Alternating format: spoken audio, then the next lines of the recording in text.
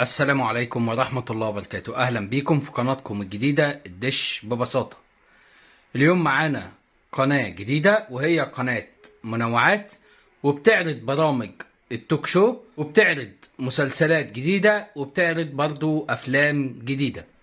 والقناة معانا هي قناة العيلة تي في، وزي ما قلنا إن هي قناة منوعات، وبتعرض جميع المسلسلات الجديدة بتاعة رمضان اللي فات، وهي قناة بدون فواصل.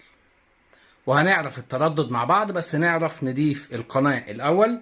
أول حاجة هنعملها هندوس منيو، ونروح على التركيب وندوس أوكي، وننزل على قائمة الترددات وندوس أوكي، وهنكتب التردد بتاع القناة 12562